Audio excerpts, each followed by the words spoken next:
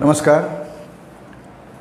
याआधी आपण किल्ला म्हणजे काय असा एक विषय बघितला.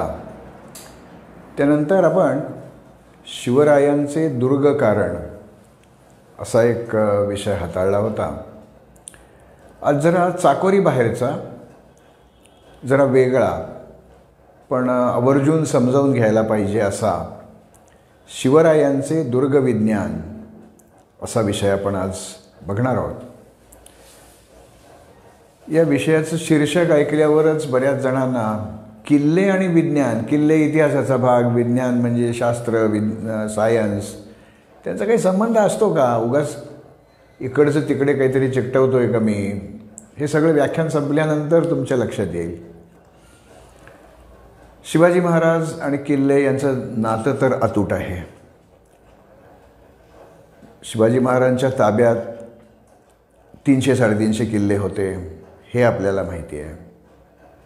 त्यातले एक 20-25 किल्लेच शिवाजी महाराजांनी स्वतः बांधून घेतलेले आपल्याला दिसतात. त्यामुळे ते किल्ले बांधत असताना त्यांनी शिवपूर्वकालीन किल्ल्यांपेक्षा वेगळं काही केलं आहे का असं आपण जर बघायचा प्रयत्न केला तर आता गेले जवळजवळ 45-50 वर्ष मी किल्ले पाहतोय. काय 200, 250, 300 किल्ले पाहून झालेत. त्यावेळेला मला असा तौलनिक अभ्यास करता यायला लागला आणि ते करत असताना मला जे काही दिसलं ते खूप अद्भुत, आगळं वेगळं असं होतं. आणि शिवाजी महाराजांनी जे मोजकेच किल्ले बांधले असतील पण त्याच्यात जे वेगवेगळे प्रयोग केलेत ते पाहिल्यानंतर मला नेहमी असं वाटतं की एडिसननी तो विजेचा दिवा शोधला. त्याने काहीतरी 800-1000 प्रयोग केले आणि नंतर शेवटी त्याला असं लक्षात आलं की ते टंगस्टनची वायर आणि तो काचेचा गोळा असं ते सगळं, आणि मग सध्याचा जो विजेचा दिवा आहे तो अस्तित्वात आला. तसं शिवाजी महाराजांनी पहिला किल्ला जो बांधला तो राजगड, त्याच्या पाठोपाठ प्रतापगड, नंतर कदाचित रायगडच्याही बांधकामाला सुरुवात केली असेल. आणि समुद्राच्या बाजूलाही त्यांनी किल्ले बांधलेले आपल्याला दिसतात. मग तो अलिबागचा किल्ला आहे, खांदेरी आहे, सिंधुदुर्ग आहे, असे विजयदुर्ग आहे. तर हे किल्ले त्या त्या परिसरातले अत्यंत भूराजनैतिकदृष्ट्या महत्त्वाच्या ठिकाणी, म्हणजे जिओ पॉलिटिकल नीड असं आपण ज्याला म्हणतो, त्या ठिकाणी ते बांधलेले किल्ले आहेत. पण ते किल्ले बांधत असताना त्यांनी काहीतरी वेगळं तिथे बांधायचा प्रयत्न केला. ते काय केला हे आपण थोडंसं समजावून घेणार आहोत. त्यासाठी तुम्ही त्या बाजूनी नकाशा पाहताय महाराष्ट्राचा असं आपण धरू, तर तुमच्या डाव्या हाताला, माझ्या उजव्या हाताला सिंधुसागर म्हणजे अरबी समुद्र असणार आहे. मग कोकणची पट्टी येईल, मग सह्याद्री, मग मावळ आणि मग पश्चिम महाराष्ट्र किंवा देश ज्याला आपण म्हणतो तो भाग येईल. आता शिवाजी महाराजांच्या ताब्यात आज ज्याला आपण महाराष्ट्र म्हणतो तो सगळा मुलूक नव्हता. त्यामुळे पालघर, ठाणे, मुंबई आणि मुंबई उपनगर हे जे 4 जिल्हे आहेत ते काही शिवाजी महाराजांच्या ताब्यात नव्हते. त्यामुळे तिथे त्यांनी किल्ला बांधायचा आणि किल्ला बांधताना काही वेगळा प्रयोग करायचा असं काही नव्हतं. पण आता त्याच्या दक्षिणेला जो जिल्हा आहे ते जिल्ह्याचं पूर्वीचं नाव कुलाबा जिल्हा होतं, ते नाव बदलून आता रायगड जिल्हा असं झालेलं आहे. त्या रायगड जिल्ह्याचं जे मुख्य ठिकाण आहे, जिल्हा प्रमुख ठिकाण, ते एकेकाळचं श्रीबाग, आता सध्याचं नाव अलिबाग. त्या अलिबागला जर तुम्ही कधी गेलात आणि समुद्राच्या किनाऱ्यावर जाऊन उभे राहिलात आणि समोर म्हणजे पश्चिमेच्या बाजूला पाहिलं तर तुम्हाला एक बेट, त्या बेटावर असणारा किल्ला आणि त्या किल्ल्याचा एक छोटा उपदुर्ग ते पलीकडे आहे, उजवीकडे दिसतो तो, उत्तरेकडे दिसतो. त्या किल्ल्याचं नाव आहे कुलाबा. कुल म्हणजे सर्व आणि आप म्हणजे पाणी. म्हणजे तो किल्ला ज्या वेळेला बांधला तो साधारणपणे 1678मध्ये बांधायला सुरुवात केली आणि 1681मध्ये त्याचं बांधकाम पुरं झालं. महाराजांचा मृत्यू 80 सालचा आहे. म्हणजे शिवाजी महाराजांच्या अगदी आयुष्याच्या शेवटच्या कालखंडामध्ये या किल्ल्याने आकार घेतला. नवघर नावाचा जो खडक होता त्या खडकावर तो किल्ला बांधलेला आहे. आत्ता सध्या त्याची परिस्थिती थोडी बदलली आहे, कारण हा मध्येच एक अडथळा निर्माण झाल्यामुळे मुख्य किनारपट्टी आणि ते बेट याच्यामध्ये वाळूचा दांड तयार झाला. त्यामुळे ओहोटीच्या वेळेला आपल्याला त्यात चालत जाता येतं. पूर्वी तशी परिस्थिती नव्हती. पूर्वी सगळ्या बाजूने पाणी असणारा बेटावरचा तो किल्ला होता. हा किल्ला आम्ही गेले जवळजवळ 65-70 वर्ष पाहतोय. त्यामुळे या किल्ल्याशी माझं नातं अगदी जवळचं आहे. किंबहुना मी लहानपणी अलिबागच्या लहानपणी माझी आजी आणि आई सांगतात, काही कारणाने आम्ही आमच्या गावावरनं आवासवरनं अलिबागला आलो होतो आणि समुद्रावर बसलो होतो आणि मी अत्यंत आळशी असल्यामुळे चालत नव्हतो. म्हणजे मला कोणी चालताना पाहिलेलं नव्हतं तोपर्यंत. एकदम मी उभा राहिलो आणि चालायला लागलो होतो कुलाबाच्या दिशेला, त्या किल्ल्याच्या दिशेला. तर माझी पहिली पावलं काय 1.5-2 वर्षाचा असताना त्या किल्ल्याकडे पडली. तेव्हापासून आत्तापर्यंत गेले 70 वर्ष तो मी किल्ला पाहतोय. पण ज्या वेळेला मी खरोखर डोळे उघडे ठेवून तो किल्ला पाहायला लागलो किंवा सगळे किल्ले पाहायला लागलो, त्यावेळी माझ्या एक खूप वेगळी गोष्ट लक्षात आली. ती गंमत अशी की साधारणपणे छोट्या टेबलाच्या आकाराचे घडीव दगड चिरे हे एकावर एक ठेवून ते बांधलेले आहेत. तट आहेत, बुरुज आहेत. सगळीकडे असंच असतं, पण इथे वेगळेपण असं, खालची दगडांची रांग आणि वरची दगडांची ओळ याच्या मधला जो भाग आहे तिथे काहीतरी 2 दगडांना घट्ट धरून ठेवलं. सध्या आपण सिमेंट वापरतो, त्यावेळी ते चुना वापरत होते. तर चुना वापरलेला नाही आहे किंवा शेजारचे 2 दगड असतील, त्यांच्यामध्ये जी जागा आहे, दर्जा असं त्याला म्हणतात, त्या दर्जांमध्ये पण चुना किंवा सिमेंटिंग मटेरियल वापरलेलं नाही आहे. तर असं बाकीच्या किल्ल्यांवर नाही दिसत, हे फक्त कुलाबा किल्ल्यावर दिसतं. साहजिकच हे असं का, या संदर्भात माझ्या मनामध्ये प्रश्न निर्माण झाले. मी काही माझ्या मित्रमंडळींना विचारलं, तिथल्या स्थानिक लोकांना विचारलं. त्यांना काही त्याचं फारसं महत्त्व वाटलं नाही किंवा त्याचं उत्तर शोधायचा पण कोणी प्रयत्न केला नाही. मी ज्या वेळेला शाळेमध्ये शिकत होतो त्यावेळेला 5वीच्या वर्गावर आमचे वर्ग शिक्षक यशवंतराव लेले ते पहिल्या दिवशी आले आणि असं जे काही सांगत होते त्यावेळेला एकदा बोलता बोलता म्हणाले, ते ज्यावेळेला तुम्हाला का, कधी, कसं, कशाला, कशावरून प्रश्न पडतील आणि त्याची तुम्ही उत्तरं शोधाल त्यावेळेला तुम्हाला काही अवघड राहणार नाही. ही पण कचीच बाराखडी आहे. क का, की कु कु तसं नाही, हे वेगळं आहे. आणि ती कची बाराखडी मला गिरवायची सवय लागली. त्यामुळे या एकाच किल्ल्यावर 2 दगडांच्या मध्ये बाइंडिंग मटेरियल चुना कसा नाही, हा प्रश्न मला खूप अस्वस्थ करत होता. एक दिवस मी पुण्यात रस्त्याने चाललो होतो. बहुधा कुठली तरी निवडणूक आली असावी. एक खूप 25-30 वर्षापूर्वीची गोष्ट आहे असं म्हणायला हरकत नाही. त्यावेळी काही फ्लेक्स नव्हते, कापडी बॅनर रस्त्यावर लावायचे. तर माझं लक्ष त्या बॅनरकडे गेलं आणि एकदम मला ते युरेकासारखं झालं. त्या कापडी बॅनरला अशी भोकं पाडलेली होती. याच्यावर काय, याला निवडून द्या, त्याला निवडून द्या, काय जे लिहिलं असेल ते काही तिकडे काही माझं लक्ष नाही गेलं. पण ही भोकं कशाला, तेवढ्यात जोरात वारा आला आणि तो शीड फुगावं तसा तो कापडी बॅनर फुगला. वारा गेल्यावर तो परत पूर्वीच्या परिस्थितीला आला. अरे म्हटलं, हेच उत्तर आहे त्या दगडांचं. तर बहुधा शिवाजी महाराजांनी त्यांच्या स्थपतींना म्हणजे इंजिनियर्सना किंवा कल्पक म्हणजे आर्किटेक्ट्सना असं सांगितलं असावं की आपण हा किल्ला समुद्रात बांधतो आहे. या किल्ल्याचा पहिला मुख्य कायमचा शत्रू समुद्रच आहे. कारण समुद्राच्या लाटा सतत तिथे आदळत असतात. म्हणजे अगदी 24/7 असं गेले 300, 350, 400 वर्ष. त्या लाटांमध्ये पाणी जास्त असलं की तडाखा जोरात बसतो. लाटेत पाणी कमी असलं तर तितका हादरा बसत नाही. आता शिवाजी महाराजांनी बहुतेक त्या स्थपतीनं असं सांगितलं असावं की तुम्हाला किल्ला बांधताना अशी काही युक्ती करता येईल का की ज्याच्यामुळे लाटेतलं पाणी कमी होईल. त्या मंडळींनी विचार केला असेल आणि त्यांना ती युक्ती आली असेल कोणाच्या तरी मनात. त्याच्यातनं या 2 दगडांमध्ये सिमेंटिंग मटेरियल घालायचं नाही.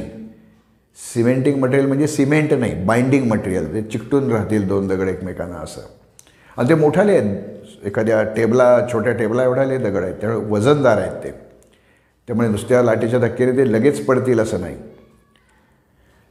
तर समुद्राची लाट आली की त्यातलं पाणी या सगळ्या भेगांमधून फटींमधून आत शिरतं. म्हणजेच लाटेतलं पाणी कमी होतं, लाटेचा हादरा कमी बसतो. आणि आज आता हे आपण 1680-81 तो पुरा झाला असं धरलं तर गेले 300-350 वर्ष तो किल्ला उभा आहे आणि कुठेही पडझड झालेली नाही आहे. एक बुरुज आहे पण तो पाडला आहे, तो काही पडलेला नाही आहे. त्याच्याबद्दल काही आत्ता मी बोलणार नाही आहे. पण ही युक्ती यशस्वी ठरली हे आपल्याला कुलाबा किल्ल्यावर जाऊन पाहता येतं. म्हणजे कुलाबा किल्ल्याचं बांधकाम करत असताना त्यांनी असा काहीतरी एक वैज्ञानिक प्रयोग केला असं मला त्यावेळेला वाटलं. आता अजूनही तेच वाटतं आहे मला. कारण विज्ञान म्हणजे काय? विशेष ज्ञान वापरून केलेलं किंवा विशेष विचार वापरून मिळवलेलं ज्ञान म्हणजे विज्ञान. आता केवळ एका किल्ल्यावर हे असं काहीतरी वेगळं आहे म्हणून ते शिवरायांचे दुर्गविज्ञान असं आपण म्हणायचं का? हा प्रश्न तुमच्या मनामध्ये येणं स्वाभाविक आहे, त्यात काही गैर नाही. तर याच रायगड जिल्ह्याच्या किनाऱ्यावर आणखी काही किल्ले आहेत. त्यातला मुरुड जंजिरा माहिती आहे आपल्याला. मागच्या वेळेला आपण ते म्हटलं की तो ॲबिसिनियातल्या आफ्रिकन लोकांनी येऊन किल्ला बांधलेला आहे. तसंच उंदेरी पण बांधला आहे. तर त्या जंजिरा किल्ल्याच्या जवळ म्हणजे ज्याला आपण मुरुड जंजिरा असं नेहमी म्हणतो, पण मुरुड गावाच्या समुद्रकिनाऱ्यावर जाऊन उभं राहिलं आणि समोर जो दिसतो तो काही जंजिरा नाही. त्याचं नाव आहे पद्मदुर्ग किंवा प्रदुर्ग किंवा कांसा किल्ला. कावनानुसार कांसा किल्ला अशी 3 नावं त्या किल्ल्याला आहेत. आणि दंडाराजपुरीपर्यंत आपण खाली दक्षिणेकडे आलं की त्याच्यासमोर जो समुद्रामध्ये दिसतो कुंडलिका नदीच्या त्या खाडीच्या तोंडाशी, तो जंजिरा जजिरे मेहरूब. आता हा जो पद्मदुर्ग बांधला हा त्या जंजिऱ्यापासनं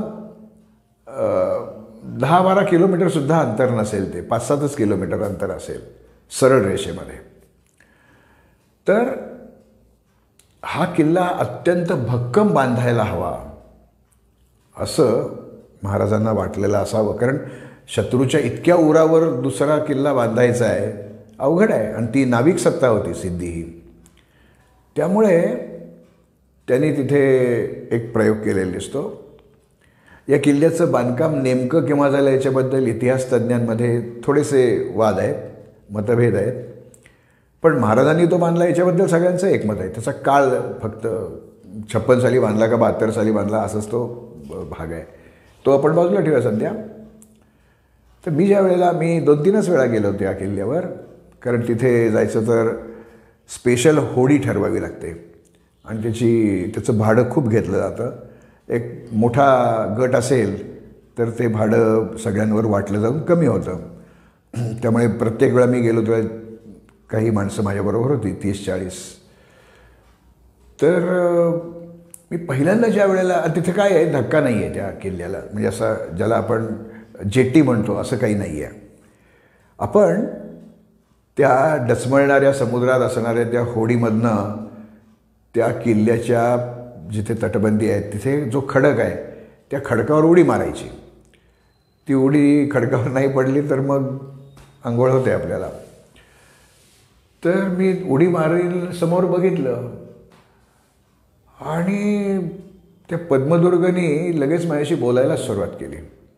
हे बघ माझं वेगळेपण काय आहे.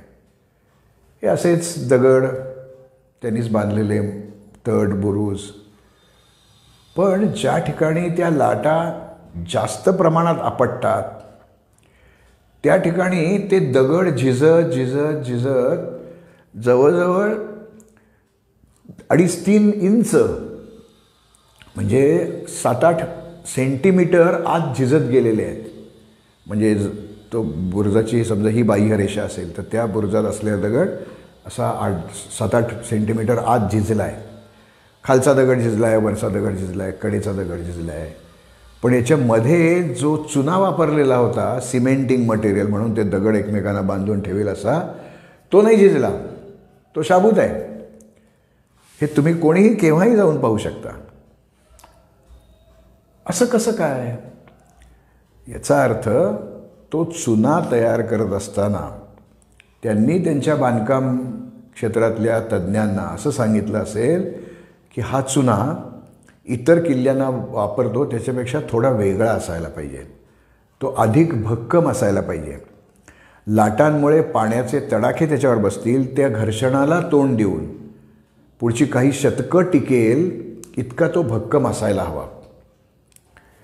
त्या मंडळींनी काही प्रयोग केलेही असतील, आपल्याला त्याच्याबद्दल लेखी माहिती नाही आहे, पण दिसतं की इतर किल्ल्यांमध्ये असं नाही आहे. या इथे दगड झिजले पण ते दर्जा म्हणजे चुन्यानी भरलेला जो भाग आहे तो असा बाहेर डोकावल्यासारखा दिसतो. खरं तो बाहेर डोकवत नाही आहे, दगड खालचा वरचा किंवा शेजारचा झिजून गेला आहे म्हणून ते पुढे आल्यासारखं दिसतं. तर एका ठिकाणी महाराज चुन्याचा वापरच करत नाही आहेत आणि दुसऱ्या ठिकाणी इतका भक्कम चुना तयार त्यांनी करून घेतलेला आहे की दगड झिजले पण चुना नाही झिजला. मग हा असा वेगळा प्रयोग केल्याशिवाय आपोआप काही असं होणार नाही.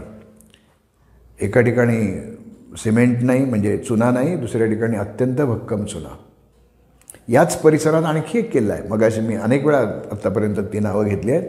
खांदेरी उंदेरी. खांदेरी हा महाराजांनी बांधलेला किल्ला आहे, उंदेरी हा सिद्धी लोकांनी बांधलेला किल्ला आहे. या अलिबागपासनं जवळ एक खताचा कारखाना आहे, RCF राष्ट्रीय केमिकल फर्टिलायझर्स, थळ वायशेतचा प्रकल्प असं त्याला म्हटलं जातं. युरिया तयार करतात त्यात. ते जे थळ गाव आहे त्या थळगावच्या समुद्र किनारपट्टीवर एक छोटा आहे किल्ला, किनारी किल्ला आहे. भुईकोटासारखाच आहे तो, फार मोठा नव्हता तो.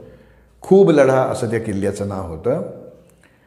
खूब लढा नावाचा एक बुरुज पण रायगडावर आहे, तो याच्याशी गोंधळ घालायचा नाही. हा खूब लढा नावाचा किल्ला आहे थळगावातला किंवा थळचा किल्ला. आणि तिथून जर समुद्रात पाहिलं तर पहिल्यांदा जे बेट लागतं सपाट दिसतं असं नजरेला सुद्धा, ते उंदेरी.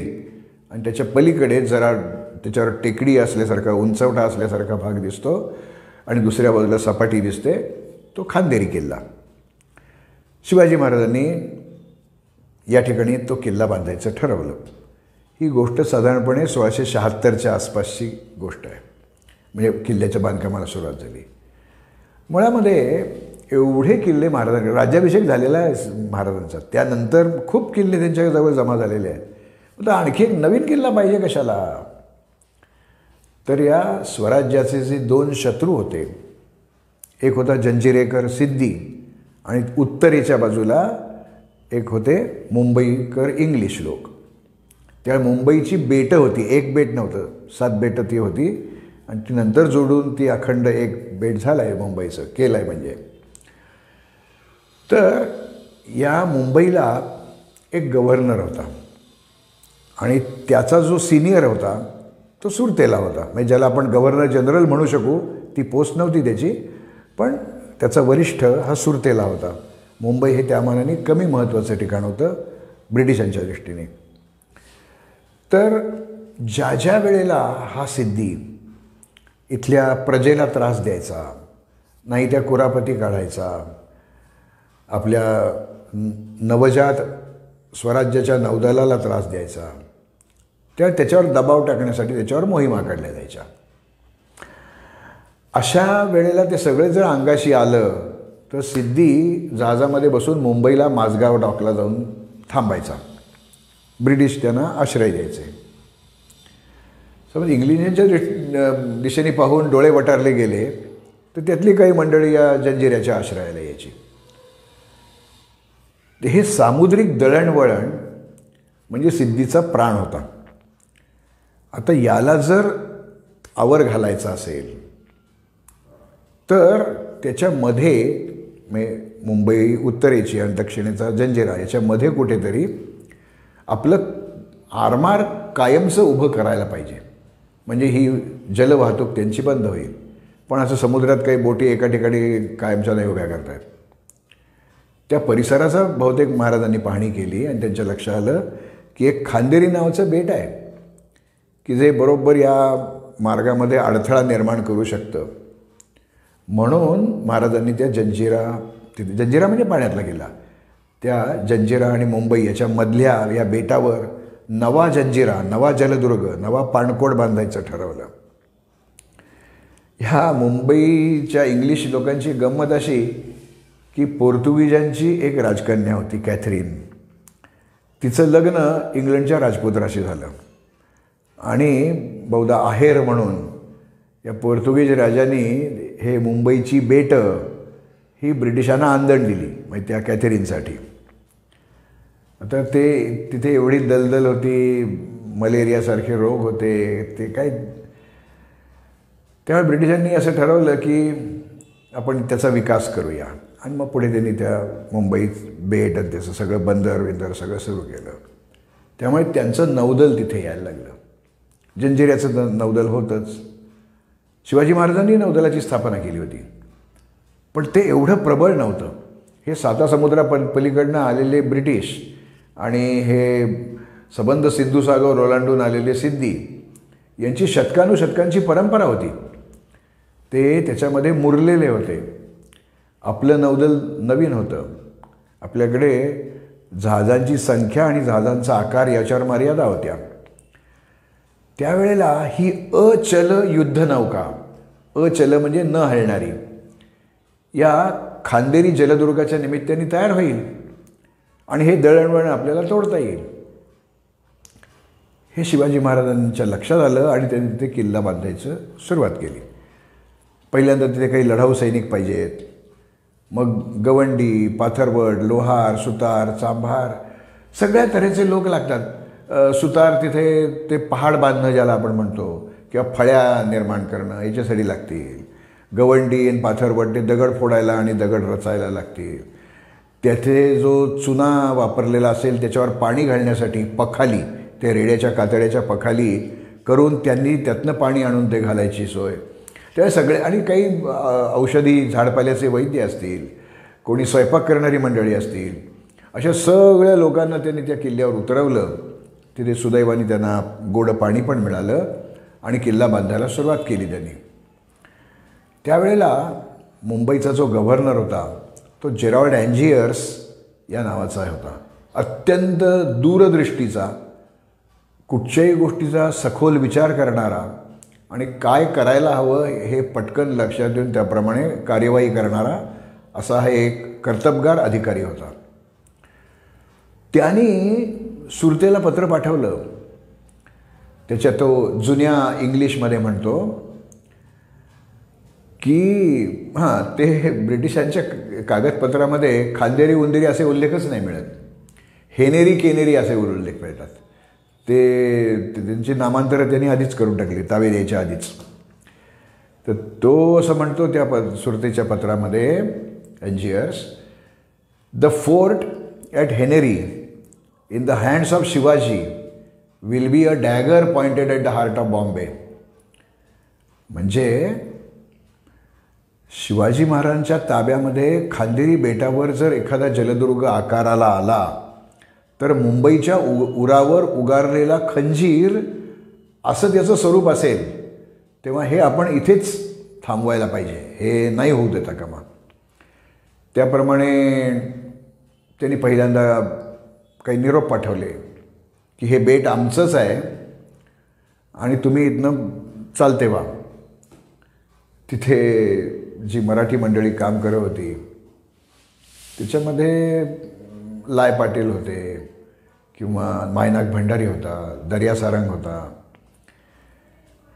त्यांनी त्या निरोप्याला असं उत्तर दिलं की आम्ही फक्त आमच्या राजाचे हुकूम मानतो. तुम्ही आमच्या राजाकडनं पत्र घेऊन या, आम्ही लगेच दुसऱ्या मिनिटाला जातो बेट सोडून. शिवाजी महाराजांनीच बांधायला सांगितलं, ते कसं पत्र देतील. मग त्यांनी सांगितलं याचा परिणाम चांगला होणार नाही. ते म्हणा ते बघू.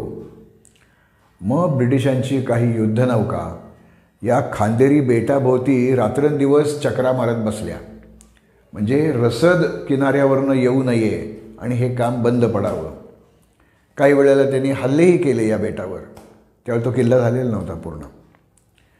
आता शत्रूच्या अशा मारगिरीमध्ये कितीही मनामध्ये भक्कम किल्ला बांधायचा असलं तरी तो बांधून होणार नाही. मग शिवाजी महाराजांनी एक युक्ती केलेली आपल्याला दिसते. समजा हे ते बेट आहे, तर बेटावरच्या कडेला समुद्र आहे अर्थात. तर बेटावर काय इथे समुद्राचं पाणी येतं आणि पुढचं पाऊल टाकलं की ते शेकडो मीटर खाली, असं ते हौदासारखं नसतं. तो समुद्र थोडासा उथळ असतो, मग आणखीन तो जरा खोल होतो, आणखीन खोल होतो आणि मग खूप खोल होतो. असं ते उतरतं. ते रचना असते त्या भूपृष्ठाची, म्हणजे समुद्राच्या पाण्याखालच्या. तर महाराजांनी छोट्याशा दगडापासून मोठाले दगड असे त्या बेटाभोवती नुसते टाकून दिलेत, पेरलेत. ते काय असे रचलेले बिचलेले असं काही नाही आहे, सुघड नाही आहेत, म्हणजे घडवलेले नाही आहेत. दगड, लहान मोठे दगड नुसते असे टाकून दिलेले आहेत बेटाच्या भोवती. इथनं काय झालं असेल? पहिली गोष्ट, येणाऱ्या लाटा या त्या दगडांवर पहिल्यांदा आपटतात. त्यांचा आवेग कमी झाला की मग ते पाणी हळू त्या तटापर्यंत येतं.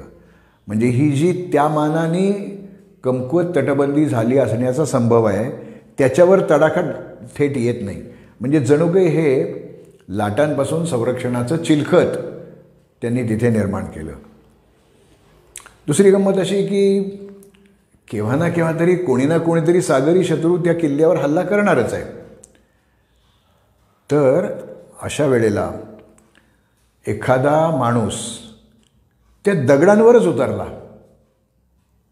आणि इकडून तिकडे, म्हणजे ओहोटीची वेळ असेल किंवा काही दगड ते भरतीच्या वेळेलाही वर राहतात, काही ओहोटीच्या वेळेलाही बुडालेले असतात. असं ते म्हणजे काय एक थर असं काही नाही आहे ते. तर समुद्रामध्ये काही पडलं, टाकलं, बांधलं, ठेवलं तर त्याच्यावर कालवं, म्हणजे जीवशास्त्राच्या भाषेमध्ये बार्नॅकल्स, त्याच्यावर वाढायला लागतात. शंख शिंपल्यांसारखे ते प्राणी असतात, कठीण कवचाचे. आणि त्यांचं जे कवच असतं त्याला प्रचंड धार असते, म्हणजे नवीन घेतलेल्या चाकूपेक्षा धार त्याला जास्त असते. त्यामुळे एखादा माणूस अनवाणी पायाने ते जर त्या खडकांवर चालायला लागला तर त्याचे पाय अक्षरशः त्याला अनेक खाचा पडतील. म्हणजे चोचावणं ज्याला आपण म्हणतो, काकडीची कोशिंबीर करताना त्या विडेवर चोचवतात, तसं होईल त्या पायाचं. आणि त्यात ते समुद्राचं खारट पाणी गेलं की करोती मधुरध्वनिम, ते काही त्या माणसाला नाही जमणार, ते म्हणजे अशक्यच आहे. मग नाही तर मग पायात पादत्राणं घालून हिंडायचं ना. त्यावेळेला जी दोन तऱ्हेची पादत्राणं होती. एक होती कमावलेल्या कातड्याची पादत्राणं, जी महाग असतात कारण त्याला प्रोसेसिंग आहे, आणि कच्च्या चामड्याची पादत्राणं. त्या कच्च्या चामड्याचा एवढा समजा तुकडा घेतला आणि आपण मिठाच्या पाण्यात किंवा समुद्राच्या पाण्यात बुडवला आणि बाहेर काढला तर एक काही मिनिटात तो असा वेडावाकडा होतो. म्हणजे आपण पापड शेगडीवर भाजायला लागलो की तो सपाट असतो आणि भाजायला लागलो की तो असा वेडावाकडा होतो. तसं हे चामड्याचा जो न कमावलेला चामड्याचा जो आहे तो तुकडा असा वेडावाकडा होतो. त्याची जर पादत्राणं केली असतील तर ती पायात एकदम ती ढिली होतील, निघून जातील, किंवा एखाद्या ठिकाणी इतकी ती घट्ट होतील की आपल्याला ते आवडलं गेल्याचं होईल आणि ते काही त्या पादत्राणांनी चालता येणार नाही. आणि कमावलेल्या कातड्याची पादत्राणं ही खूप महाग असल्यामुळे सर्वसामान्य सैनिकांना ती देणं परवडणार नाही. त्यामुळे शत्रू तिथे उतरू शकत नाही, शत्रू तिथे वावरू शकत नाही. कशाकरता वावरायचं तर शिडी लावायची त्या खडकावर उभं राहून आणि समोरच्या त्या तटाला चिकटवायची, म्हणजे त्याच्यावरून चढून जाता येईल. तर हे अंतर असं ठेवलं आहे की एकाला 1-2 शिड्या बांधल्याशिवाय ते जमणारच नाही. आणि 2 शिड्या बांधल्या की त्याला असा झोल येतो आणि मग ते लपाक लपाक हलतं आपण त्याच्यावरून चढायला लागलं की. त्यामुळे त्याही दृष्टीने ती अडचणच आहे. आणखी सर्वात महत्त्वाचं म्हणजे एखाद्या माणसाने ठरवलं की आपण पोहत जाऊया, तर ते खडक काही पाण्याच्या पातळीच्या खाली आहेत, काही वर आहेत. आणि पोहताना आपला हा जो नाजूक भाग आहे शरीराचा, पाठ आणि डोका हा त्या मानाने टणक भाग आहे, तर तो त्या खडकावर जर घासला गेला, कारण तो समुद्राच्या लाटा हलतायत, हिनकळता येते, तर इथे ज्या जखमा होतील कारण ती बार्नॅकल्स आहेत, त्यामुळे पोहती जाता येत नाही, तिथे वावरता येत नाही. मग छोटी होडी घेऊन गेलं तर ती होडी देखील ती डुचमळत त्या कालवांच्या याच्यामुळे कापली जाईल आणि भोग पडलं की ते बुडेल. म्हणजे सगळ्या बाजूनी शत्रूची अडचणच झाली. ही युक्ती शिवाजी महाराजांनी 1676 ते 78 या दरम्यान ती सगळं ते किल्ल्याचं बांधकाम झालं तेव्हा केलेली आहे. त्यानंतर 150-200 वर्षांनंतर मुंबईला सध्याचा नेताजी सुभाषचंद्र बोस मार्ग म्हणजे मरीन ड्राईव्ह हा ब्रिटिशांनी ज्यावेळेला बांधला किंवा बांधून घेतला तेव्हा त्यात टेट्रॅपॉड्स टाकले. टेट्रा म्हणजे 4 असे त्रिशूळासारखे 3 बाजूला 3 असे ते ओंडक्यासारखे आलेले भाग आणि एक खाली, दुसरा ट्रायपॉड त्याच्यात अडकेल, तिसरा असा, चौथा असा, आणि ती अशी एक साखळी तयार होईल. म्हणजे समुद्राच्या लाटा किती जोरात आल्या तरी ते एकमेकांपासून निखळणार नाहीत, कारण ते अडकत आहेत एकमेकांमध्ये. त्यामुळे गेल्या या 150-200 वर्षामध्ये मरीन ड्राईव्हवर समुद्राच्या लाटा येतात, पाणी येऊ शकतं, पण तो रस्ता धुपून गेला असं नाही झालेलं. मग ही युक्ती ॲन इंजिनिअरिंग अचीवमेंट असं ते ब्रिटिश म्हणतात त्याला, तर ती शिवाजी महाराजांनी त्याच्या आधी काहीशे वर्ष इथे प्रत्यक्ष राबवून दाखवली आहे. त्यावेळेला महाराष्ट्रात एकही अनुदानित किंवा विना अनुदानित स्थापत्य महाविद्यालय म्हणजे एडेड किंवा नॉन एडेड इंजिनिअरिंग कॉलेज नव्हतं. आणि ही युक्ती सफल झाली आहे. आजही खांदेरीची तटबंदी शाबूत आहे. त्यामुळे एका ठिकाणी चुना वापरायचा नाही, एका ठिकाणी भक्कम चुना वापरायचा, एका ठिकाणी निसर्गातल्याच गोष्टींचा वापर करून नैसर्गिक चिलखत तयार करायचं. मग याला मी शिवरायांचं दुर्गविज्ञान म्हटलं तर चुकत नाही असं मला वाटतं. तुम्हाला काय वाटतं हे तुम्ही ठरवा. आणि मी सांगतो म्हणून विश्वास ठेवू नका. तुम्ही प्रत्यक्ष जाऊन ते पहा आणि मी म्हणतो तसं वाटतंय की नाही बघा. आता एकंदर वेळेचा मर्यादा बघितला तरी अजून मला एका किल्ल्याबद्दल तुम्हाला सांगावंसं वाटतंच आहे. तो म्हणजे विजयदुर्ग. बहुधा 1656 महाराजांच्या ताब्यामध्ये घेरिया नावाचा किल्ला आला. शिवाजी महाराजांनी तिथलं बहुतेक सगळं बांधकाम पाडून टाकलं आणि नवीन बांधकाम करून मी कांद्याचे आपण आडवा कांदा कापला तर एक पापुद्रा, दुसरा पापुद्रा, तिसरा पापुद्रा असे ते दिसतात. तसं या विजयदुर्गला तिहेरी तटबंदी आहे. एक आतली तटबंदी, एक त्याच्या बाहेरची आणि एक त्याच्याही बाहेरची. तर मध्यंतरी गोव्याच्या नॅशनल इन्स्टिट्यूट ऑफ ओशनोग्राफी दोनापावलाला जी आहे तिथले काही मंडळी माझ्याकडे आली होती आणि त्याच्यावर आमची बरीच चर्चा झाली. मी त्यांना काही मार्ग सुचवले. तर त्यांना त्या लिस्बनला म्हणजे पोर्तुगालच्या राजधानीमध्ये एक कागद मिळाला. तो कागद होता मोडीमध्ये होता. तेव्हा त्यांना काही ते वाचता येत नव्हतं. ते म्हणाले काय लिहिलं आहे याच्यामध्ये. त्या कागदावर असं लिहिलं होतं की केव्हा तरी या ब्रिटिशांच्या असं लक्षात आलं की आपण विजयदुर्ग जर जिंकून घेतला तर या मराठी राज्याचं कणाच मोडेल. कारण ते जलदुर्गातला एक मोठा बलाढ्य किल्ला होता आणि नौदलाची ताकद खच्ची झाली की हे राज्य आपल्याला बुडवता येईल. म्हणून त्यांनी उत्तर म्हणजे मुंबई उत्तरेला आहे, विजयदुर्ग दक्षिणेला आहे. त्या मुंबईवरनं 3 युद्धनौका एकाच वेळेला पाठवल्या. बहुधा अमावस्येच्या आगेमागे म्हणजे अंधार असताना, बहुतेक त्या रात्रीच्या वेळेला विजयदुर्गशी पोचतील आणि तिकडनं ते येत आहेत म्हणजे एकदम लेफ्ट टर्न करून विजयदुर्गच्या जितक्या जवळ जाता येईल तेवढ्या जवळ जायचं आणि तोफांचा भडीमार सुरू करायचा. तर रात्री समुद्रातनं अशा अंधाऱ्या रात्री कोणी येईल आणि तोफांचा भडीमार सुरू करेल असं शक्यता नाही. त्यामुळे मंडळी गाफील असतील आणि मग आपल्याला कुठेतरी भगदाड पडलं की त्या भगदाडातनं आत शिरून आपल्याला किल्ला जिंकता येईल. तर त्या कागदावर असं लिहिलं आहे की ती पहिली पुढे जी युद्धनौका होती ती विजयदुर्गच्या जरा जवळ गेल्यावर काय झालं कोणालाच कळलं आणि ती एकदम बुडली. मागच्या युद्धनौकांनी आपापले वेग खूप कमी, आता जोरात असताना ते जहाजाला ब्रेक लावणं, वेग कमी करणं अवघड असतं. तरी दुसऱ्या युद्धनौकेने पण आपला वेग जरा कमी केला. ते तिसऱ्या युद्धनौकेवरच्या लोकांना दिसलं की दुसरी पण ती युद्धनौका तिथेच बुडली. काय झालं काही कळलंच नाही कोणाला. या तिसऱ्या युद्धनौकेवरचं काही मंडळी पटापटा जहाजावरनं उड्या मारून पळाली आणि तिसरी युद्धनौका बहुतेक तिथे बुडून गेली.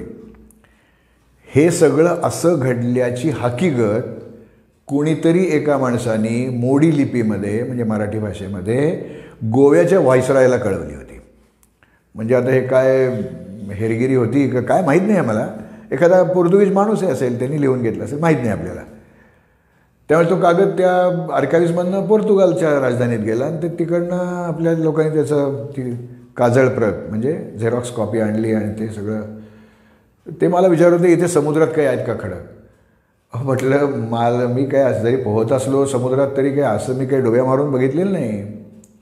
त्यासाठी स्कुबा डायव्हिंगसारखं काहीतरी करायला पाहिजे आणि पाण्यामध्ये ज्याच्या साह्याने फोटो काढता येतील किंवा चित्रपट्टी काढता येईल असे कॅमेरे घेऊन जायला पाहिजे. म्हणजे ते कळेल आपल्याला की सगळ्यांना तिथे नाही नेता येणार कारण ते खाली आहे. तर ती कमांडर गुपचूप जे होते ते गेले परदेशामध्ये, ते स्कुबा डायव्हिंगचं तंत्र शिकले, ते अंडर वॉटर फोटोग्राफीची सगळी साधनं आणली, त्या डुबा मारायला काय जे लागतं ते सगळं केलं आणि ते सगळं घेऊन एक दिवस आले माझ्याकडे. ते म्हणाले हे बघा हे स्थिर चित्रण आणि हे चलत चित्रण असं ते सगळं बघितलं. तर बऱ्यापैकी मोठाले दगड एकमेकावर रचून एक भिंत बांधल्यासारखं ते झालेलं होतं आणि ती भिंत साधारणपणे 3 मीटर साधारणपणे 10 फूट रुंदीची आणि जिथे समुद्राचा तळ वर आहे तिथे ती उंची कमी, जिथे खोल समुद्र आहे तिथे ती उंची जास्त. समुद्राचा त्या भिंतीचा माथा सपाट म्हणजे अगदी आहे गुळगुळीत सपाट नाही, साधारणपणे एका पातळीवर. आणि त्या भिंतीची गंमत अशी की ती ओहोटीच्या वेळेला सुद्धा पाण्याच्या खालीच राहते. म्हणजे भरतीच्या वेळेला खाली राहील यात नवल नाही, पण ओहोटीच्या वेळेला ते पाण्याची पातळी खाली होते त्याच्याही खाली ती आहे. त्यामुळे ती दिसत नाही कुठनंही. त्यामुळे अशी भिंत असल्याची नोंद त्या लोकांना घेत आणि ते रात्री आले होते त्यामुळे ते आपटलं आणि त्यांना काही फुटलेल्या जहाजाचे अवशेष पण मिळाले तिथे. ते सगळं त्यांच्याकडे आहे. फक्त ते आता नेव्हीचं काम असल्यामुळे ते आपल्याला काही तसं दाखवू शकत नाहीत. म्हणजे त्यांचं सिक्रेसी आहे त्यामुळे ते काही दाखवत नाहीत. पण मी ते पाहिलं आहे म्हणजे फोटो पाहिले ना. मग त्या गुपचूप साहेबांनी NIOमध्ये ते गेले, नॅशनल इन्स्टिट्यूट ऑफ ओशनोग्राफी, आणि समुद्रतळाशी बुडलेल्या द्वारकेचा शोध ज्यांनी घेतला ते डॉक्टर SR राव त्यांच्याकडे ते गेले आणि त्याने ते बघितलं आणि मग यांनी गुपचूप साहेबांनी त्यांना विचारलं की डॉक्टर हे बांधकामावरनं याचा काही काळ सांगता येईल का. ते म्हणाले हे साधारणतः 17व्या शतकाच्या मध्यावर झालेलं बांधकाम आहे. 17वं शतक म्हणजे 1601 पासून 1699 पर्यंत हे 17वं शतक. त्याच्या मध्यावर म्हणजे 1650च्या आसपास. महाराजांनी 1656मध्ये विजयदुर्ग म्हणजे घेरिया घेतला होता. तर ही तिहेरी तटबंदी नाही आहे, ही 4थी तटबंदी जी समुद्रामध्ये आहे ती दिसत नाही आपल्याला. त्या बुड्या मारल्या तर दिसतं ते. नंतर NIOच्या आणखीन एक टीम येऊन त्यांनी त्याचा सर्व्हे केलेला आहे, त्यांनी त्याचे रिपोर्ट्स पब्लिश केलेले आहेत. काही लोकांच्या मते ही नैसर्गिक तटबंदी अशी आहे, नैसर्गिक रचना अशी आहे पण ते दिसतं ते फोटोमध्ये तरी ते असे दगड घडीव दगड बांधल्यासारखे, त्याच्यावर बार्नाकल्स वाढले आहेत, काही समुद्री शेवाळी वाढलेली आहेत, सर्गॅसम पडायना अशी ती शेवाळी पण आहेत त्याच्यावर. तर हे जर बांधकाम शिवाजी महाराजांनीच करून घेतलेलं असेल तर हे अद्भुत आहे. समुद्राच्या पातळीखाली अशी 1 किलोमीटर लांबीची आणि अशी एवढी उंचीची आणि एवढ्या रुंदीची भिंत बांधली जर असेल तर हे शिवरायांच्या दुर्गविज्ञानातलं एक मानाचं पान आहे, एक वेगळं आहे. याचा नीट अभ्यास व्हायला हवा आणि शक्य असेल तर ते लोकांना दाखवण्याची काही सोय करता आली आपल्याला तर ते करायला हवं. तशा अर्थाचा एखादा फलक विजयदुर्ग किल्ल्यावर लावायला हवा की असं हे शिवरायांचं दुर्गविज्ञान आहे. हेही दुर्गविज्ञानच आहे का, तर त्यावेळेला आपल्या ज्या बोटी होत्या, आपल्या याचा अर्थ मराठी राज्यातल्या ज्या बोटी होत्या त्या अशा उथळ तळाच्या होत्या. म्हणजे आपण जर होडीचा सेक्शन घेतला तर हा तळ असं कमी आहे, म्हणजे खोल नाही गेलेला. आणि पाश्चात्यांच्या ज्या होड्या किंवा गलबतं होती ती अशी व्ही टाईप ते होतं. त्यामुळे ओहोटीच्या वेळेस जरी ही भिंत पाण्याच्या खाली असली तरी आपल्या बोटी त्याच्यावरनं सरळ जाऊ शकायच्या आणि त्यांच्या बोटीचं ती नाळ खाली असल्यामुळे त्याच्यावर आपटल्या आणि ते जोरात होत्या, तर त्या आपटल्या फुटल्यान बुडल्या. तर हे जर खरोखर शिवरायांच्या काळामध्ये झालेलं असेल तर ते आपल्या सामुद्रिक आरमाराच्या आणि सागरी किल्ल्यांच्या दृष्टीने एक सोनेरी पान आहे असं मला वाटतं. आता समुद्रातल्या किल्ल्यांबद्दल फार वेळ बोलत बसत नाही मी आता, कारण सिंधुदुर्ग आहे त्यात ते शेषाचा रस ओतून ते पायाचे दगड बसवले ते सगळ्यांना माहिती आहे, ते काही मी फारसं सांगत नाही. आता आपण जरा डोंगरी किल्ल्यांच्या बाबतीत म्हणूया. म्हणजे प्रयोग काही फक्त सागरी किल्ल्यांच्या बाबतीत केलेत का, तर डोंगरी किल्ल्यांच्या बाबतीत पण केलेत. डोंगरी किल्ला म्हणजे एखादा डोंगर आहे, म्हणजे उंचवटा आहे, त्याच्यावर बांधलेला तो गिरिदुर्ग, हिल फोर्ट. तुम्ही जर शिवपूर्वकालीन किल्ले बघितलेत, मग तो पन्हाळा असेल, सज्जनगड असेल, तर हा डोंगराचा माथा, त्या माथ्याच्या कडेला तटबंदी, म्हणजे त्या डोंगराच्या संपूर्ण उंचीवरच ती तटबंदी आहे. सिंहगड पण तसाच आहे. शिवाजी महाराजांनी जे किल्ले बांधले, मग तो प्रतापगड असेल, राजगड असेल, रायगड असेल, हे सगळे डोंगरी किल्ले आहेत. तर जी टेकडी आहे, जो डोंगर आहे, त्याच्या साधारणपणे 2/3 उंची चढून गेल्यानंतर पहिली तटबंदी आहे. आपण रायगडावर त्या पायऱ्यांनी चढून जायला लागलो की महादरवाजा जो आहे तिथे गेल्यावर आता आपण किल्ल्यावर पोचलो असं नाही होत, आणखीन ते पुढे चढावं लागतं सगळं. तीच गोष्ट राजगडची आहे. राजगडची जी पहिली तटबंदी आहे, म्हणजे माच्यांची जी तटबंदी आहे, ती 2/3 उंचीवर आहे. प्रतापगडाचं तसंच आहे. त्याचा फायदा काय झाला, तर शत्रूला ज्यावेळी आपण किल्ल्याच्या जवळ जातो ना, त्यावेळी आपल्याला असं वाटतं त्या भिंतीच्या पलीकडे माथाच आहे, त्याच्या पलीकडे काही आणखीन उंचवट्याची टेकडी काय असं काही वाटत नाही. आणि डोंगरी किल्ल्याचे 4 भाग असतात. जो त्या डोंगराच्या खालचा भाग आहे, तळवटीतला भाग आहे, त्याला घेरा असं म्हणतात. घेरा सिंहगड, घेरा सुधागड असं ते म्हणतात त्याला. ती सगळी गावं त्या किल्ल्याशी बांधलेली असतात. बांधलेली म्हणजे कामं वाटलेली असतात. नंतर साधारणपणे बऱ्यापैकी उंची झाल्यानंतर त्या जाण्या येण्याच्या रस्त्यावर तटबंदी विरहित काही ज्योती किंवा काही झोपड्या त्या काळात बांधलेल्या असायच्या. त्याला मेट असं म्हणतात.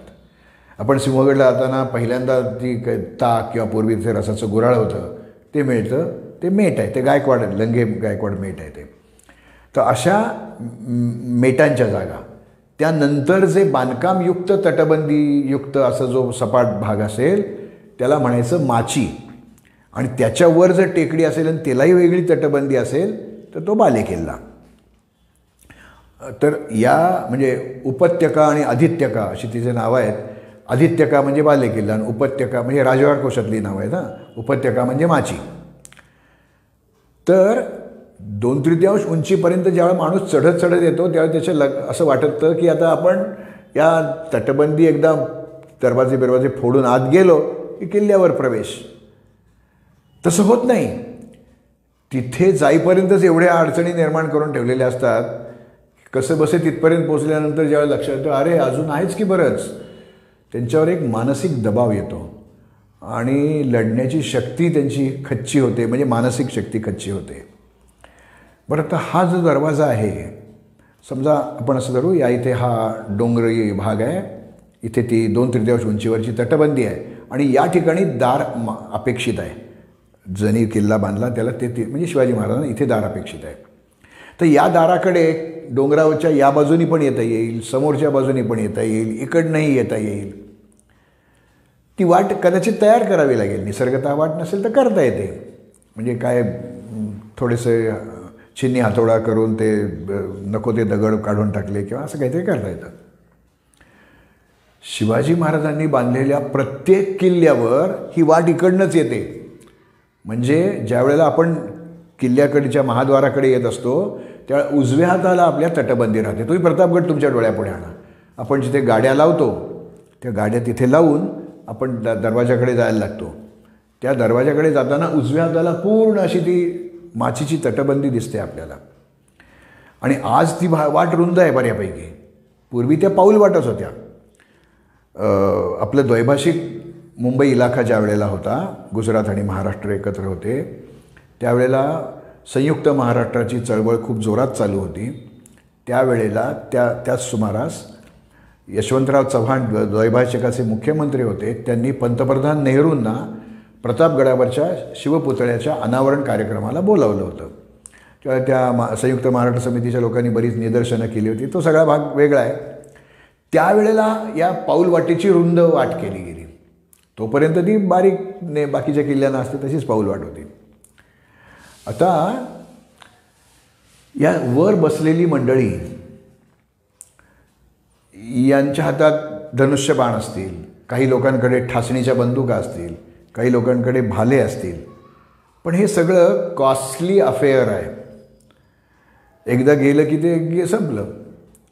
महाराष्ट्रात दगडांना तुटवडा नाही, म्हणजे मी खऱ्या दगडांबद्दल म्हणतोय. हां, त्यावेळेचे खेळ देखील गोट्या, भोरे, लगोऱ्या म्हणजे नेमबाजीचे खेळ होते.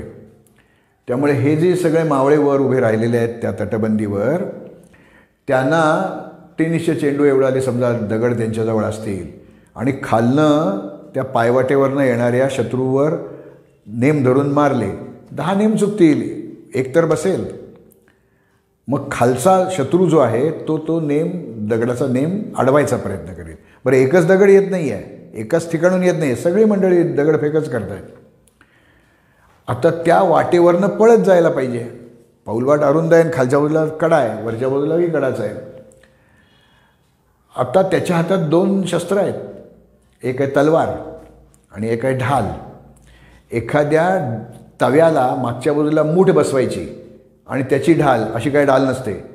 कुठल्याही संग्रहालयात गेला तर कुठल्याही ढालीला मागची बाजू पाहिली तर त्याला मूठ नाही. त्याच्याऐवजी असे रिबेट्स असतात, म्हणजे अशा आकाराचे ते त्या ढालीत 4 खुपसलेले असतात भाग, रिबेट्स, आणि याची ही टोकं अशी वाकवून टाकलेली असतात. ती अडकू नयेत कशात म्हणून त्याच्यावर त्या फुल्या लावलेल्या असतात. 4 फुल्या, त्या कधी पितळ्याच्या असतात, कधी लोखंडाच्या असतात, कधी सोन्या चांदीच्या पण असतात.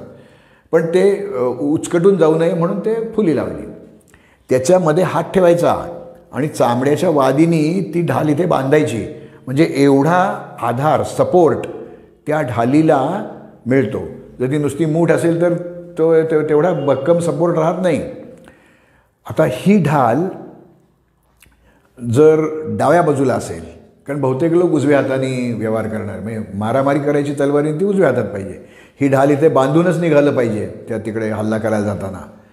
तर वरनं येणारे दगड जर तलवारीने अडवले तर तलवारीच्या धारेला खांड पडतील, त्याची धार बोथट होईल आणि त्या दाराशी गेल्यानंतर हर हर महादेव करत ती मंडळी आली तर टाईम प्लीज मी दुसरी तलवार घेऊन येतो, असं काही चालणार नाही ना.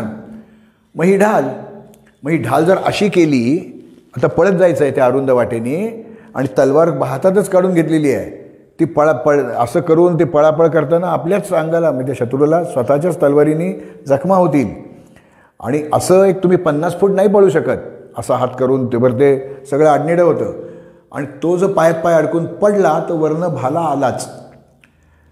तर शत्रूची अडचण कशात होईल अशा दृष्टीने ती पाऊलवाट गडाकडे येणारी ठेवली आहे. इतर शिवपूर्वकालीन किल्ल्यांवर असं नाही आहे. शिवनिर्मित किल्ल्यांवरच हे बघायला मिळतं. समजा इकडनं वाट ठेवली असती तर ढालीनी सरळ अडवता आलं असतं. समोरनं ठेवली असती तर सरळ करता आलं असतं. पण इकडनं केल्यावर शत्रूची अडचण होईल. शत्रूची अडचण हा माझा फायदा, असं त्या दुर्ग स्थापत्यामधलं हे अलिखित कलमच असलं पाहिजे. बरं, दरवाजाच्या तिथे आल्यानंतर देखील दरवाजा दिसतच नाही. म्हणजे प्रतापगडला काय, राजगडला काय किंवा रायगडला काय, दरवाजाचं दोन दुसऱ्याच दिशेला. म्हणजे येणारी वाट इकडनं आहे तर इथे दरवाजाचं तोंड नाही आहे, असंही नाही आहे, ते इकडे आहे. म्हणजे असं त्याला येऊन, म्हणजे आता त्याची दिशा इकडे जी होती ती इकडे झाली. या दरवाजा इथे आहे, या दरवाजाच्या पर्यंत त्याला यायचं आहे. आणि ते दोन बुरुज जे दरवाजाच्या जवळचे आहेत ते इतके अरुंद आहे त्यातली मधली वाट, की तर प्रतापगडाच्या बाबतीत तर ते इतके अरुंद आहे की लुकडा हत्ती पण नाही आत येऊ शकणार. तर हत्ती कशाला पाहिजे तिथे? त्या दरवाजावर धडका द्यायच्या आणि तो दरवाजा हत्तीच्या धडकांनी 10-15 धडकांनी तो फुटेल आणि मग त्यातनं आत घुसता येईल. म्हणून त्याला ते खिळे लावतात. ते खिळे आता सध्या ते नवीन जे दरवाजे केले जातात त्याला तळापासून लावतात. तळापासूनची काही गरज नाही. हत्तीचं डोकं जिथे जाईल तिथेच ते खिळे, सगळीकडे जुने शनिवारवाड्यावरचे खिळे आहेत ते तसेच आहेत. तर त्या ठिकाणी मग उंट उभा करायचा आणि त्या उंटावर धडका द्यायच्या, म्हणजे याचं गंडस्थळ शाबूत राहील. तर असं करत असताना तो हत्ती, त्याला पळत यायला सपाट जागा असेल तर चांगलं, म्हणजे धडक जोरात बसेल. त्या सगळ्या किल्ल्यांच्या बाबतीत काही पायऱ्या 1-1.5-2 इंच उंचीच्या, काही 8-10 इंच उंचीच्या, काही खूप अरुंद, काही खूप रुंद, अशा वेड्यावाकड्या उंचीच्या आणि आकाराच्या पायऱ्या या दरवाजाच्या अलीकडे आपल्याला दिसतात, म्हणजे समोरच्या भागात दिसतात. त्यामुळे काय होतं, त्या पळत येणाऱ्या हत्तीला अंदाजच येत नाही.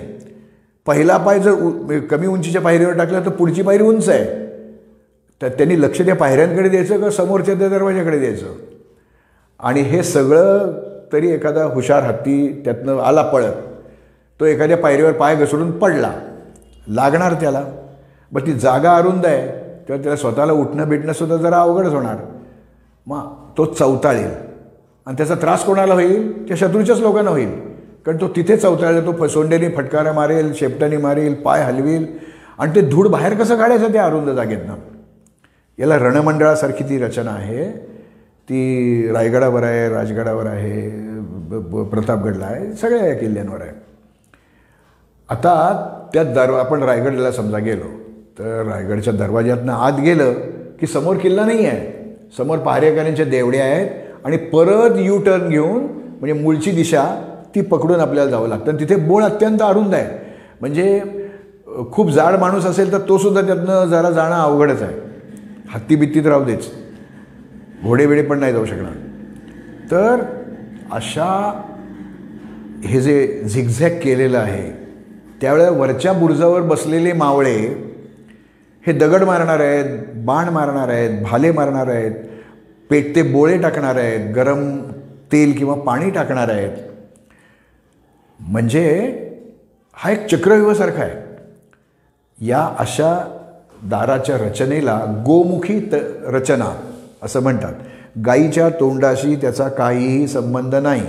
पूर्वी जप करत असताना ती जपमाळ हातात धरायची आणि ते काय तुम्हाला जे काय राम राम राम राम काय जे म्हणायचं असेल ते दिसू नये दुसऱ्याला म्हणून एल आकाराची अशी एक पिशवी असते, ते पिशवीत हात घालायचा माळेसकट.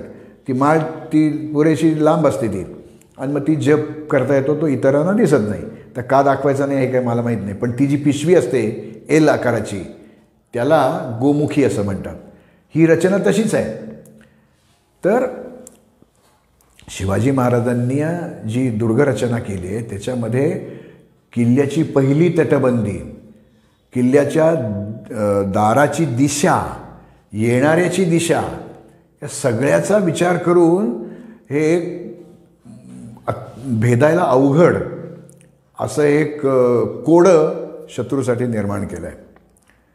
दुर्गम इति दुर्ग हा, अवघड त्याला किल्ला म्हणायचं. रायगड तर शिवाजी महाराजांच्या हिंदवी स्वराज्याची राजधानी होती.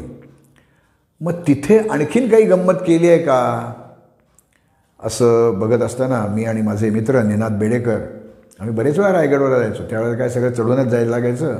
दिवाळीच्या दिवसात कोणी बाहेर पडायचं नाही. तेव्हा आम्ही आपले 8-8 दिवस जाऊन त्या किल्ल्यावर राहायचो. त्या मनोऱ्यातच उतरायचं. उंदरांचा त्रास व्हायचा थोडा, पण ते चालायचं. तर एकदा मी म्हटलं आपण ते वर ते म्हणजे जिथे आपण महाद्वारातनं आलं की वरचा जो कडा आहे त्या कड्यात काहीतरी बांधकाम असल्यासारखं, आपल्या निम्म्या कड्याच्या उंचीवर साधारणपणे काहीतरी बांधकाम आहे असं दिसतं. काय आहे बघूया तर आपण. मग आम्ही ते आमचं सगळ्या पाठपिशव्या टाकल्या तिथे आणि तो कडा चढत चढत चढत ते काय वाटबीट काही नाही तिथे गेलो. 15-20 मिनटं अर्ध्या तासात पोचलो. तर एखाद्या हॉलच्या आकाराची 3 मोठी टाकी तिथे आहेत आणि ती थोडी खालचा भाग बांधीव आहे आणि वरचा खालचा भाग खोदीव आहे आणि वरचा भाग बांधीव आहे. आता आम्ही त्या विचार करत होतो की आता या टाक्यातलं पाणी जर काढायचं असेल तर बादली घेऊन आलं, ती बादली ज्यावेळेला तिथे भरून घेऊ आणि ते अशी त्या सोप्या वाटेने आपण ती खाली नेऊ, त्या तपेलीवर पण पाणी राहणार नाही. वरनं काय असा पोहरा सोडता येतो का, तिथे ओव्हरहँग आहे त्यामुळे पोहरा सोडला तो पुढे जाईल. हे टाका अलीकडे आहे, मग तिथनंही पाणी काढता येत नाही. मुळात किल्ल्यावर टाकी हवीत कशाला? पाण्यासाठी. पाणी कशासाठी? तर प्यायला लागतं, स्वयंपाकाला लागतं, आंघोळीला लागतं, कपडे धुवायला लागतं. गडावर जी काही झाडं असतील त्या झाडांना पाणी प्यायला घालावं लागतं. गडावर जी काही गुरं असतील, मग त्या गाई म्हशी असतील, घोडे असतील, हत्ती असतील, काय जे असतील प्राणी, त्यांना प्यायला पाणी लागतं. बांधकाम करायचं असेल त्याला पाणी लागतं. पाणी लागतंच. मग जिथनं पाणी काढणंच जमत नाही आहे तिथे टाकी केली कशाला? आणि मग माझ्या एकदम एक विचार मनात आला. मी निनादना म्हटलं आपण चल पटकन खाली जाऊया. त्या माझ्या पिशवीत एक पुस्तक आहे, रायगडची जीवनकथा, शांताराम विष्णू आवळसकरांचं. त्यांच्या पुस्तकामध्ये शेवटी त्यांनी एक संकीर्ण नावाचं एक प्रकरण दिलं आहे. वेगवेगळ्या कागदामध्ये काय आहे, किती सालचे ते कागद आहेत असं ते सगळं दिलं आहे. तो आठवला मला प्रसंग. तर साधारणपणे ही 1780च्या सुमाराचा तो कालखंड आहे. पावसाळ्याचे दिवस होते. कोकणात पाऊस खूप पडतो आणि रायगडवर तर महामूर पाऊस पडतो.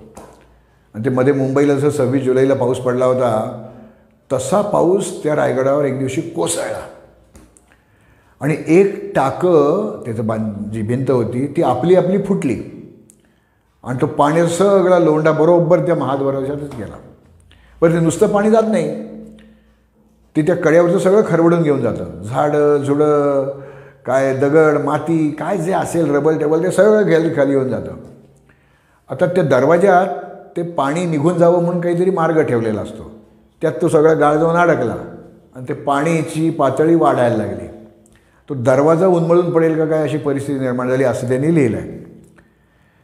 आता रायगडासारख्या राजधानीच्या किल्ल्यावर महादरवाजा फोडून शत्रू आला तर आपणच सुरुंग लावून ती टाकी फोडून टाकायची आणि 3 टाक्यांचं पाणी एकाच वेळेत त्या महादरवाज्यात जर आलं तर तिथे जो चिखल रबरबाट होईल ते शत्रू सैनिक वावरू पण शकणार नाहीत, चालू शकणार नाही, पुढे येऊ शकणार नाही. लढाई बिडायची तर गोष्ट बाजूलाच. पावसाळ्याचे दिवस नसले तरी हा असा तुंबा करता येतो तिथे आपल्याला, किंवा त्या पहारेकऱ्यांना दरवाजातल्या ते बाहेर जायचे मार्ग अडवून ठेवता येतील, म्हणजे तुंबा करता येईल, असं करता येईल ते. आणि मग वरनं ते टाकी फोडून ते पाणी सोडायचं. अशा पाण्यात शत्रूला हालचाल करणं शक्य नाही. त्यामुळे शत्रूची अडचण निर्माण झाली, तोच आपला फायदा. आणि इथे हा जो हबका बसला त्यातूनही काही जर मंडळी वाचून वर दुसऱ्या दिशेला लागली तर हे एवढा कडा, त्याच्या पुढे आणखीन काय आहे कोणालाच माहीत नाही. म्हणजे त्यांच्यावर मानसिक दबाव एवढा येईल की त्यांची लढण्याची खुमखुमीच संपेल. असं हे दुर्गविज्ञानाचाच भाग आहे. शिवाजी महाराजांचे वडील शहाजीराजे त्यांनी आयुष्यातली पहिली लढाई न करता जिंकली ती नगर जिल्ह्यातल्या भातोडीची. तिथे त्यांनी असंच एक छोटं धरण होतं, ते धरण अशा वेळेला फोडलं की ते सगळं पाणी त्या दिल्लीचे मोगल आणि आदिलशहाचं सैन्य यांच्या संयुक्त सैन्याने तळ दिला होता त्या नदीच्या पात्रामध्ये. उन्हाळ्याचे दिवस होते. ते सगळ्या पाण्याचा लोंढा आला आणि त्या तंबूवर राहुट्या सगळं ते उखडून तो लोंढा पुढे गेला. त्या गाळामध्ये त्या शत्रू सैनिकांना काही हलता येईना. बरं ते तलवारी बिलवारी काय असं हातात घेऊन झोपत नाही कोणी, ती कुठेतरी ठेवलेली असते. त्या गाळात कुठे गेली काय गेली, बरं काही कोणी तिथे ड्युटे लावून ठेवलेले असले उजेडासाठी, तर तेही त्यात विजून गेले. सगळा गोंधळ झाला आणि त्या शत्रू सैन्याने शरणागती पत्करली. त्या भातोडीच्या लढाईची गोष्ट कदाचित शहाजीराजांनी की जिजाऊसाहेबांनी महाराजांना सांगितली असणार. आणि अशी भातोडी रायगडच्या महादरवाज्यात करून ठेवलेली आहे की पाण्याचा शस्त्र म्हणून उपयोग करता येतो, संरक्षणासाठी उपयोग करतो. हे शिवरायांचे दुर्गविज्ञान आहे. आणखीन काय बोलायला खूप आहे, पण तरीसुद्धा एक मुद्दा मला सांगावासाच वाटतो. तो म्हणजे किल्ल्यावर शौचकूप. मी जेव्हा दिल्ली, आग्रा, ग्वाल्हेर हे सगळे तिकडचे उत्तरेचे किल्ले पाहायला गेलो होतो तेव्हा तिथे मी गाईड केला पहिल्यांदा. तो गाईड काय माहिती सांगतोय, त्याला बारीक बारीक ठिकाणं माहिती असतात, तो सगळं ते पाहतो. मी म्हणजे जरी ग्रहपाठ करून गेलेलो असलो तरी त्या म्हणजे एखादं ठिकाण कुठलं कुठे आहे आणि काय ते आपल्याला संदर्भ लगेच कळतात. मग आपल्याला किल्ला तो नंतर सावकाश पाहता येतो. तर मी तिन्ही ठिकाणी विचारलं की इथे शौचकूप कुठे आहेत. तर हे दिल्ली आणि ग्वाल्हेरच्या किल्ल्यावर सांगितलं असलं काही नाही म्हणून. त्या आग्र्याच्या किल्ल्यात मला तो माणूस म्हणाला ती पलीकडे भिंत आहे ना, त्या भिंतीच्या पलीकडे आहेत. मी गेलो, ते पाहिलं आणि लगेच परत आलो. त्या गाईडने विचारलं ते स्वच्छ नव्हते का, म्हणजे मी रिपोर्ट करतो तसं. म्हटलं माल नव्हतं जायचं कुठे, तुमचा बादशाह सकाळी कुठे जात होता. तर एवढे हे संगमरवरी दगडांनी आणि लाल दगडांनी ते पिवळ्या दगडांनी बांधलेले किल्ले, त्यावर संडास नाही आहेत. काय करायचे त्यावेळेला काय कळत नाही बाबा. पण शिवाजी महाराजांनी जे किल्ले बांधलेले आहेत त्या किल्ल्यावर तटांमध्ये ठराविक अंतरांनंतर शौचकूप बांधलेले आहेत. 300-300 वर्ष दुर्लक्ष केल्यानंतर सुद्धा ते वापरता येण्याच्या परिस्थिती आहेत. आज प्रतापगडावर जी वस्ती आहे तिथे हवालदार किंवा अशी जी काय मंडळी जी पुराणी की जी मंडळी राहतात हडप, त्यांना शिवकालीन संडास ते आज वापरत आहेत अजूनही. म्हणजे चांगल्या अवस्थेत आहेत, ते सतत वापरात राहिल्यामुळे चांगले असतील, पण चांगल्या अवस्थेत आहेत. राजगडावर पद्मावती माचीला आजही अनेक ठिकाणी शौचकूप आहेत, ते आजही वापरता येतात आपल्याला. आणि पाणी थोडं असलं तरी तो मळ बरोबर वाहून जाईल. म्हणजे हागीनदारीयुक्त नाही, हागीनदारी मुक्त किल्ले ही त्यावेळची घोषणा न देता राबवलेली कल्पना आहे. मग याला विज्ञान म्हणायचं का नाही. मलनिस्सारण हाही भाग आहे. मी ज्यावेळेला रायगडावर लोकांना घेऊन जातो तेव्हा आवर्जून तिथले शौचकूप दाखवतो की 300 वर्षापूर्वी 400 वर्षापूर्वी स्वच्छतेचा कसा नीट विचार केलेला होता. कारण तो जर मळ ठिकठिकाणी साचला तर रोगराई पसरेल. ते होऊ नये म्हणून मळ व्यवस्थित वाहून जाईल अशा तऱ्हेच्या शौचकूपांची रचना आपल्याला दिसते. आणि रायगडावर सध्या ज्याला राणीवसा असं म्हणतात, ते राणीवसा असण्याची शक्यता शून्य आहे.